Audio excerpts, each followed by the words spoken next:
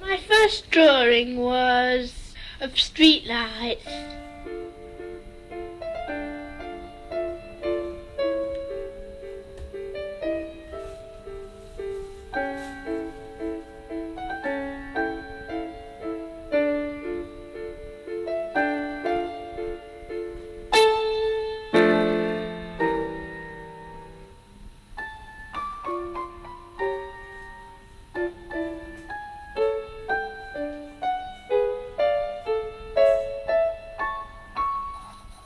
This is the beginning of the film, and it lasts exactly 11 minutes.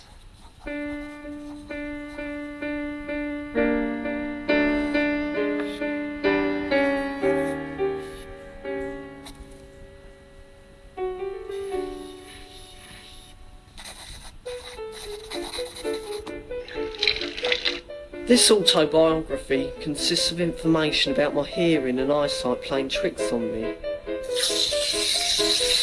I didn't talk until I was 3.5 years old.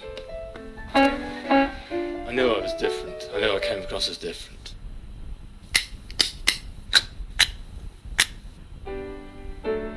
Let's start with what happened in preschool times.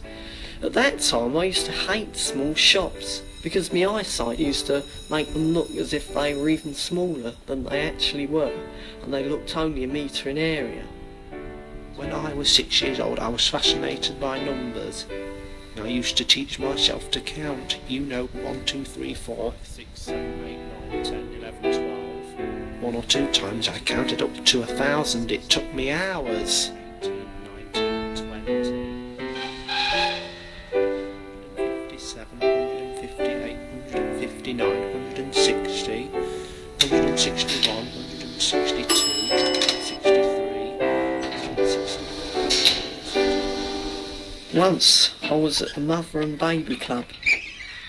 I didn't like it because of all the people talking, and it sounded like thunder.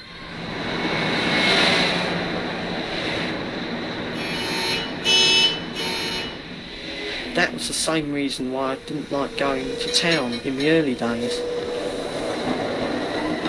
All the noise was terrible. I did not get on very well at nursery school. On bright days, my sight blurred. Sometimes when other kids spoke to me, I could scarcely hear them, and sometimes they sounded like bullets. I thought I was going to go deaf. The other kids wouldn't let me join in their games even when I wanted to, because they thought I was mad. Because I was tensed up and had a way of flapping my hands, I came across as being different. And kids don't like kids that are different.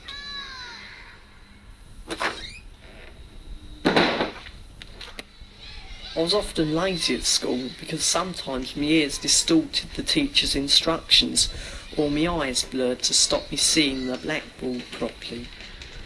I was sometimes able to hear a word or two at the start and understand it, and then the next lot of words sort of merged into one another, and I could not make head or tail of it.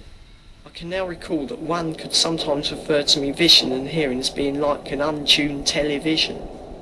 300, 301, 302, 303, 304, 305, 306, 307, 308, 309, 310. As a child, I wanted to feel the comfort of being held. I craved tender touching. At the same time, I withdrew from touch. Being hugged was like being swallowed by a tidal wave. When I was 16, I couldn't look somebody in the eye. I always focused on a point about 45 degrees away from their eyes. I cannot follow the rhythmic give and take of conversation. People have told me that I often interrupt, and I still have difficulty determining where the pauses are. When somebody points something out to me that I find interesting, I always have trouble finding it. It's especially when I think it might be interesting. I could see something really boring straight away.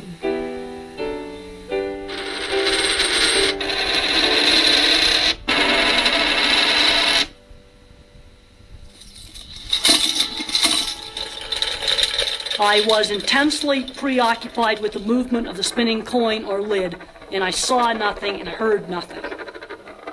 I did it because it shut out sound that hurt my ears. No sound intruded on my fixation. It was like being deaf. Even a sudden noise didn't startle me out of my world.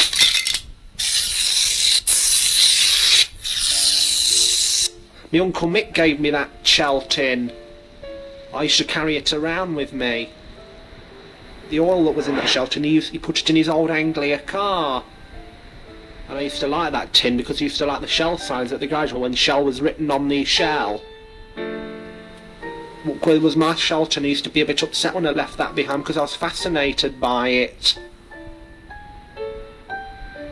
670, 671, 672, 673. I always used to be obsessed with time, punctuality. I always had to go to bed at 8 o'clock, not a second after, otherwise I'd have a tantrum.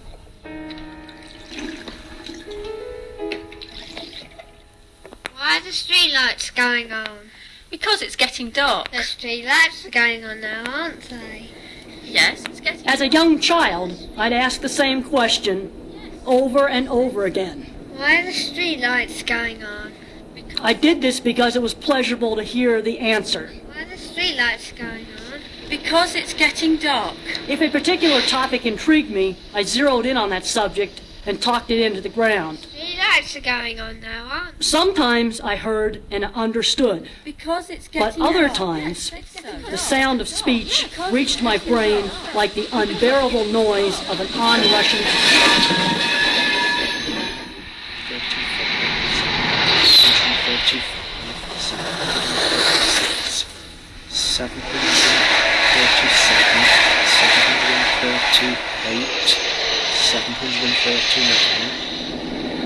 740.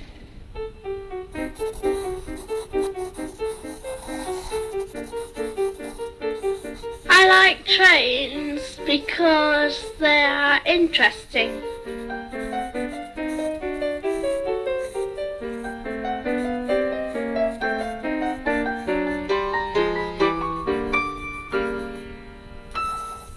My first product was a 37 with RMC Roadstone trucks. The 37 is the best of my animation sequences. The 47 is my second to best. This scene is a cab ride of an imaginary branch line, passing another train in a station and yet another train on the level crossing beyond it, rushing along a main line and alongside a lake.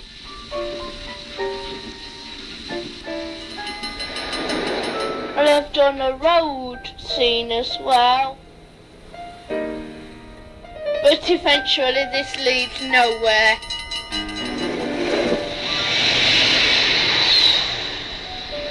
This was done at Worksop. A 37 with a sand train and a passing sprinter.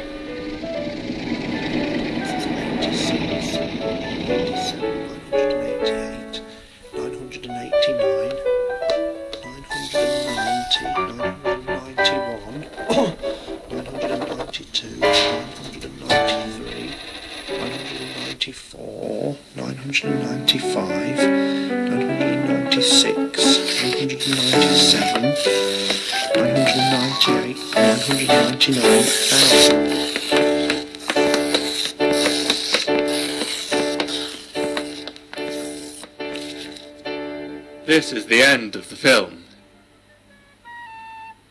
Yeah, I used to like watching Channel 4 because it was a new channel. I just didn't want to miss anything on it. I used to let Mum with Coronation Street on like that. But now, look back, I think how silly I was. If a new channel started now, I wouldn't be like that. I just look at what's on. I think if I think there's nothing on tonight, then I'll watch the other 4 channels.